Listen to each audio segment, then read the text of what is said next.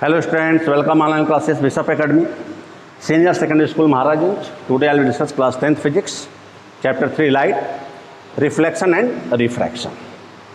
Students, today I will discuss mirror formula for the spherical mirror.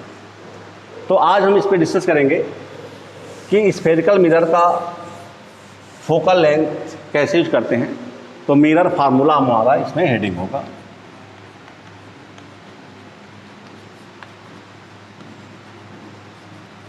Mirror formula.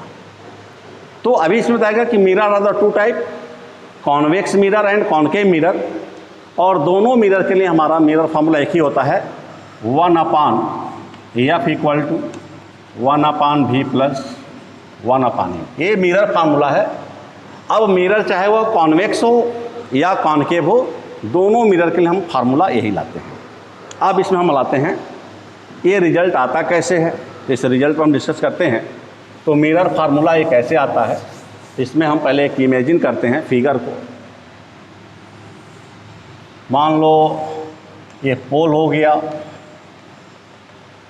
ये focus हो गया, इसका सी हो गया। ऑब्जेक्ट मान लो हमारा यहाँ पे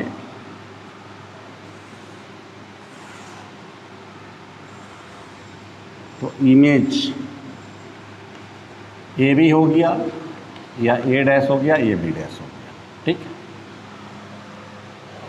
तो अभी हमने बताया था कि इसमें हम सारा डिस्टेंस कहाँ से मेजर करते हैं, पोल से मेजर करते हैं। तो इसका मतलब हो गया कि यहाँ पे जो हमारा ए पी होगा यह माइनस यू होगा, क्योंकि पोल से बाईं तरफ है। ए डैश पी भी हमारा माइनस में होगा, क्योंकि इमेज में हमारा बाईं तरफ बना है। पी एफ इसका फोकस भी माइनस में होगा, क्योंकि पोल से बाईं तरफ है। P C equal to R, ये भी माइनस होगा। यानी इस केज में सारे वैल्यू पोल से लेफ्ट में दिख रहे हैं, इसलिए सारे वैल्यू हमारे क्या होंगे, माइनस में होंगे। ये हम बाद में पुटअप करेंगे एज नीड, जैसा हमारा रिजल्ट आएगा। ओके। तो अब यहाँ पर देखो, इसको हम प्रूफ कैसे करेंगे। तो अभी हमने बताया कि ये वैल्यू है, इसको हम थोड़ा सा भी अभी रेज करेंगे क्योंकि यहाँ पे जगह कम है। तो इसमें हम देखते हैं, देखो मान लो यहाँ पे हम एक पॉइंट एन लेते हैं। तो B N parallel to A P है। क्या है, B N parallel to A P है। तो जब ए पी है तो जब यहाँ 90 डिग्री बनेगा तो यहाँ क्या होगा, 90 बनेगा, और यह वर्टिकल अपोजिट एंगल का हो जाएंगे, इक्वल हो जाएंगे। तो ध्यान दो, इसमें देखो यह ट्रायंगल इसके सिमिलर हो जाएगा, ठीक है, और ये ट्रायंगल इसके सिमिलर हो जाएगा। तो यहाँ पर लिखते हैं ट्रायंगल ए बी सी, ये पॉइंट चूँकि सी है, तो यहाँ पे लिख सकते हैं ट्रायंगल ए बी सी। इसको अब मिटा रहे हैं,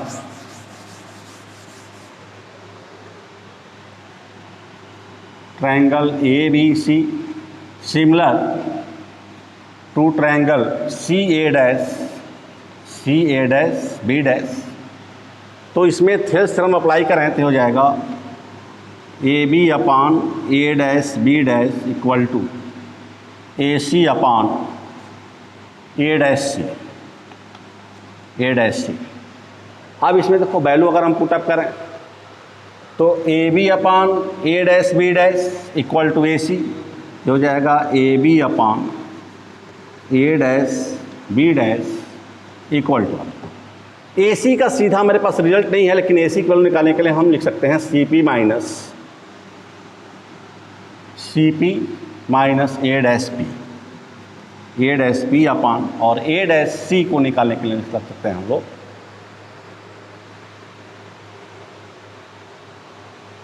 ए सी निकालने के लिए ए पी,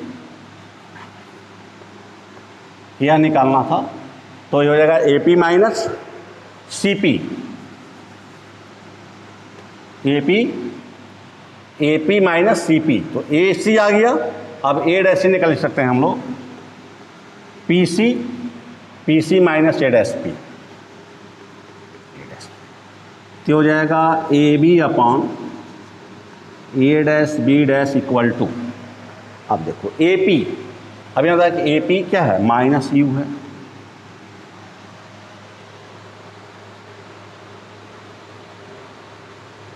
या इसको बाद में कर देते हैं, इसको इक्वेशन फर्स्ट बना के छोड़ देते हैं। ओके, या इक्वेशन बना ही देते हैं। तो minus u minus C P, C P क्या है माइनस आर है, अपान पी सी माइनस, या बाद में वैल्यू को पुटअप करते हैं, इतना मिटाते हैं अभी, यहाँ पे इसको इक्वेशन फर्स्ट बनाते हैं। ठीक है, अब आ जाओ लिखो triangle A dash B dash F, triangle A dash B dash F similar to triangle, यहाँ पे इस पर एक कॉन्ट्रैक्शन पॉइंट कर देते हैं F P N, F P N कर देते हैं। तो अब यहाँ पर जाएगा ए डैश बी डैश यानी P N upon A dash B dash equal to, यहाँ भी सेल्सियस यूज करते हैं तो हो जाएगा P F upon base upon base A dash A F, A dash. अब ध्यान दो, चूंकि यह लाइन पैरेलल है तो पैरेलल लाइन के बीच क्या होता है हाइट इक्वल होता है, इसलिए A B equal to P N लिख सकते हैं। तो यहाँ पूछ सकते हैं अगर ए बी इक्वल टू अगर पी एन कर लें तो अब हो जाएगा A B upon A dash B dash equal to P F upon A dash A F. ये हो गया इक्वेशन नंबर 2। अब ध्यान दो, अब इक्वेशन फर्स्ट और सेकेंड को अगर देखा जाए तो इक्वेशन फर्स्ट और सेकेंड में देखो दोनों का लेफ्ट आर्म का इक्वल हो गया। तो अब यहाँ पे करते हैं हम लोग comparing equation first and second.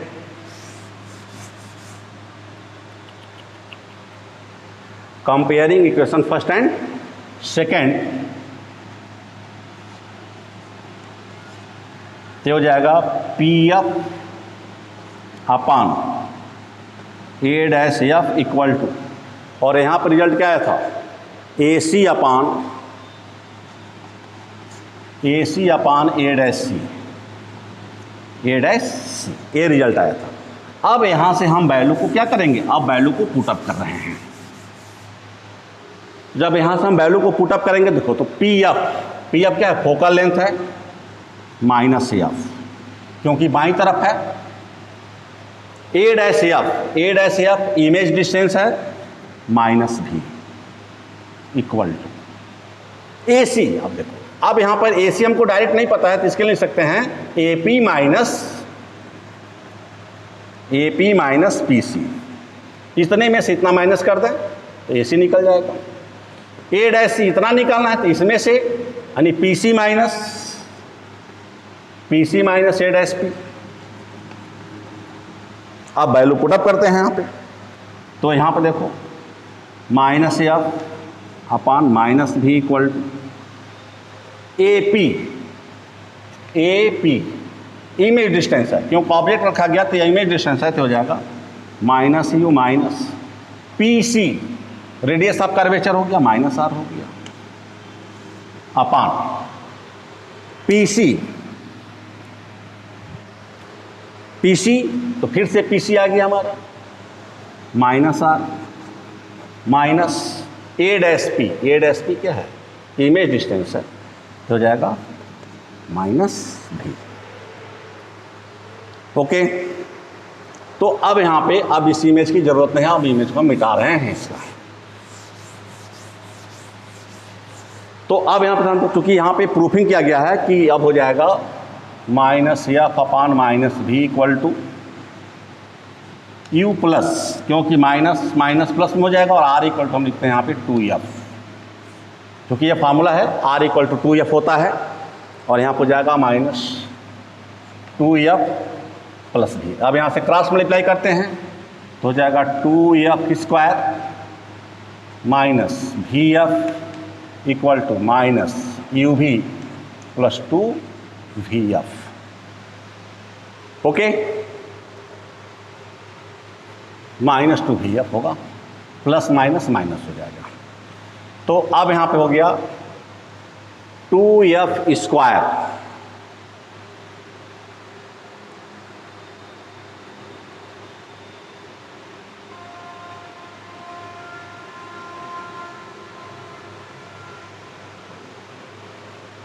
एक मिनट,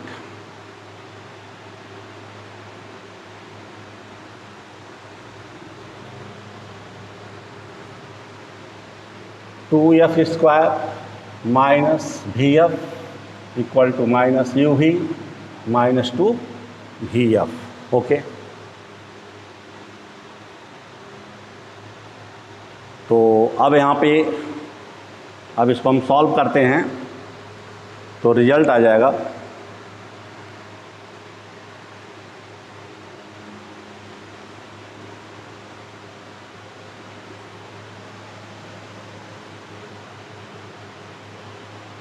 तो रिजल्ट तो इसका थोड़ा सा रॉन्ग हो रहा है, इमेज तो इसका मिटा दिए हैं।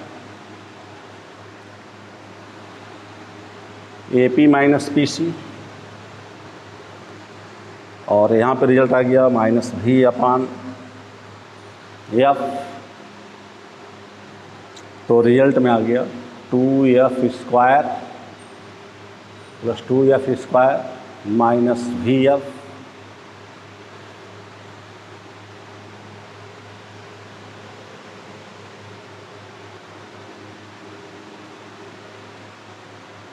VF। एक टर्म यहाँ पे हमारा और आना चाहिए था,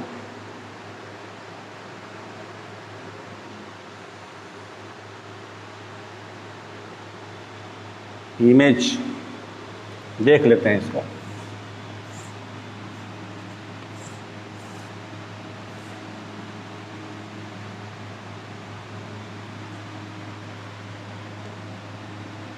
base upon base A dash F है और C, तो AC इक्वल टू लिख सकते हैं हम लोग AP minus PC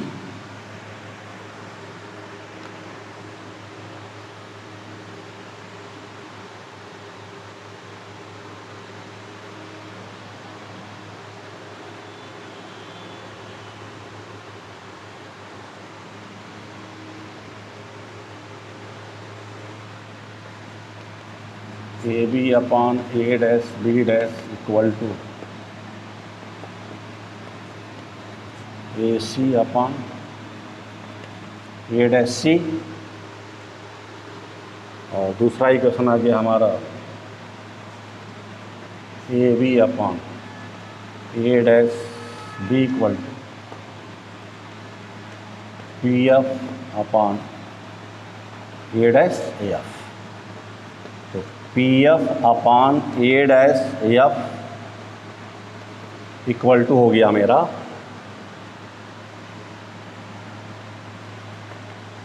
AC upon A dash C। तो PF और A डैश AF, तो A dash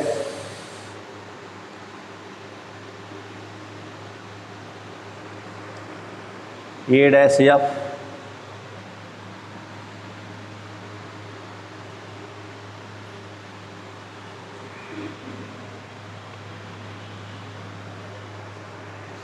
PF upon A dash AF,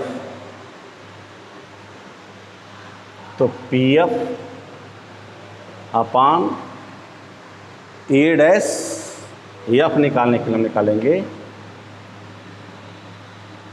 V minus AF, V minus AF,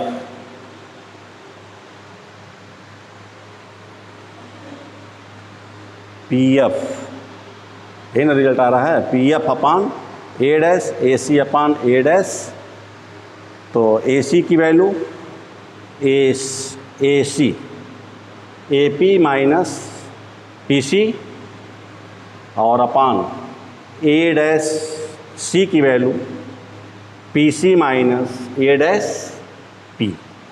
तो यहाँ पर हो गया A dash PF upon A dash F, तो A dash F की वैल्यू हो जाएगा, यहाँ पर मिस्टेक हुआ है थोड़ा सा, तो A आ जाएगा हमारा A डैश F की वैल्यू निकालने के लिए हम लिखेंगे A dash P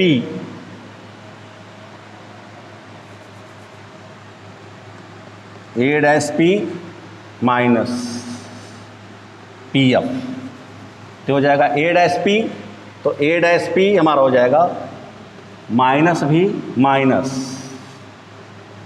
minus F, तो हो जाएगा minus v plus F, minus minus plus हो जाएगा, तो जब क्रॉस मल्टीप्लाई होगा तो हो जाएगा 2f² minus V F equal to minus you भी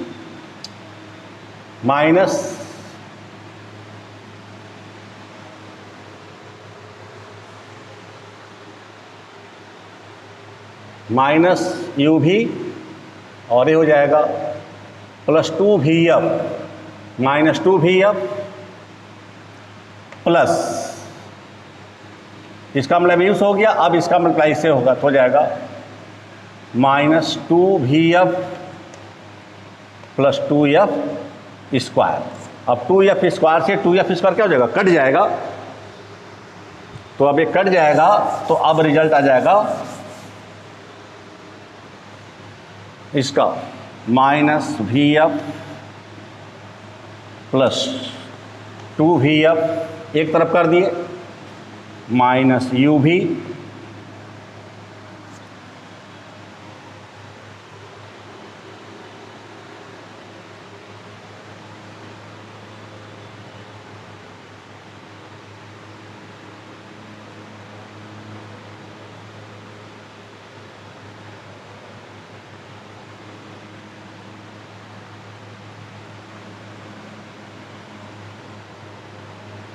यूएफ, तो अब हो गया माइनस यूएफ, यहाँ बच गया वी(f) इक्वल टू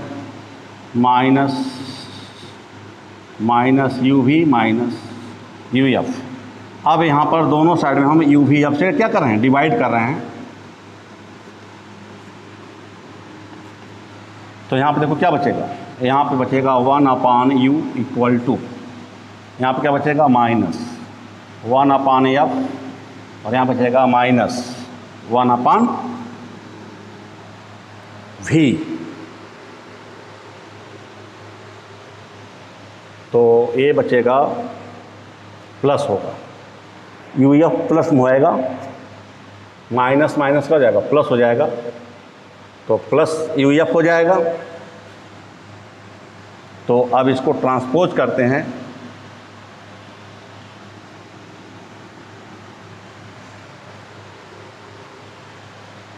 तो v(f) यहाँ पे आ गया और यहाँ पे आपका आ गया, ओके ठीक है, तो ये प्लस में आ गया, तो अब हो जाएगा, इसको इधर ट्रांसपोज करते हैं 1/f को, तो हो जाएगा 1/f इक्वल टू 1/v, और ये माइनस में उधर जाएगा क्या हो जाएगा, प्लस हो जाएगा, तो हो जाएगा 1/u। तो ये हमारा इसका ये मिरर फार्मूला हो गया। तो अब ये मिरर फार्मूला क्या आएगा, चाहे वह लेंस कॉन्वेक्स हो या कॉनकेव हो, इसका मिरर फार्मूला सेम आता है 1/f equal to 1/v plus 1/u। अब v is the symbol of image of distance, u is the symbol of image of object, and f is the symbol of the focal length. अब इसमें term आता है magnification for the spherical mirror. तो magnification of spherical mirror की अगर हम बात करें, तो मैग्निफिकेशन का कॉन्सेप्ट क्या होता है, क्या मीनिंग होता है मैग्निफिकेशन। अब मैग्निफिकेशन के टर्म को अगर देखा जाए, तो मैग्निफिकेशन होता है कि the magnification of the spherical mirror is the ratio of height of image to the height of object. यानी मैग्निफिकेशन होता है कि इमेज का जो कंडीशन है वह ऑब्जेक्ट से कितना गुना ज़्यादा है या कितना गुना कम है, यानी how many times is more और लेस कंपेयर टू ऑब्जेक्ट। तो magnification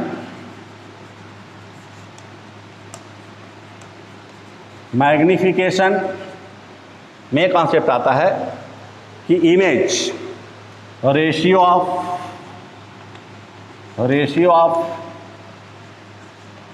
image height to object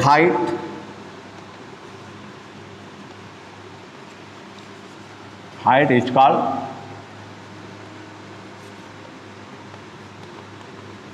magnification.